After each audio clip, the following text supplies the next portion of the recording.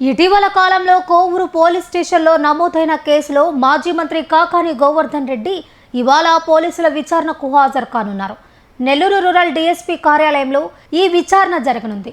ఈ నేపథ్యంలో నెల్లూరు జిల్లా గుమ్మలదిబ్బకు చెందిన ఓ బాలిక హత్య విషయంలో బాధితులను విచారించే మాట్లాడారని, మీడియా ముందు వివరాలు తెలియజేశారని ఆరోపణలు చేస్తూ కోవూరు పోలీసులు కేసు నమోదు చేసిన విషయం తెలిసిందే. ఈ కేసులో గత కొంతకాలంగా పోలీసులు దూబుచ్చులాట ఆడారు. ప్రస్తుతం ఇవాళ ఈ కేసులో విచారణకు కాకాని హాజరవుతున్నారు. ఇటీవల రాజకీయంగా చర్చనీయాంశంగా మారిన కేసులో కాకాని గోవర్ధన్ రెడ్డి ఇవాళ పోలీసుల విచారణకు హాజరు కానున్నారు. కోవూరు పోలీస్ స్టేషన్లో నమోదైన కేసు నేపథ్యంలో నెల్లూరు రూరల్ డీఎస్పీ కార్యాలయంలో ఈ విచారణ జరగనుంది. నెల్లూరు జిల్లా గుమ్మలదెబ్బకు చెందిన ఓ బాలిక హత్య ఘటనకు సంబంధించి బాధితులను పరామర్శించే సమయంలో మీడియా ముందుకు వచ్చి దర్యాప్తుకు సంబంధించిన కొన్ని వివరాలు వెల్లడించారనే ఆరోపణలున్నాయి.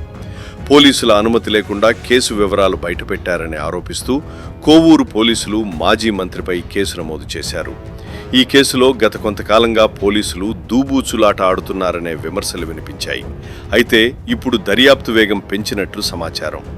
ఇవాళ నెల్లూరు రూరల్ డీఎస్పీ కార్యాలయంకు హాజరవుతున్న కాకాని గోవర్ధన్ రెడ్డిని పలు కీలక అంశాలపై అధికారులు ప్రశ్నించే అవకాశం ఉంది. ఈ విచారణ అనంతరం కేసులో కొత్త మలుపులు తిరిగే అవకాశం ఉందని రాజకీయ వర్గాల్లో చర్చ జరుగుతోంది. నెల్లూరు జిల్లా రాజకీయంగా కూడా ఈ పరిణామం ప్రాధాన్యత సంతరించుకుంది. విచారణ పూర్తయ్యాక మరిన్ని వివరాలు వెలుగులోకి వచ్చే అవకాశం ఉంది.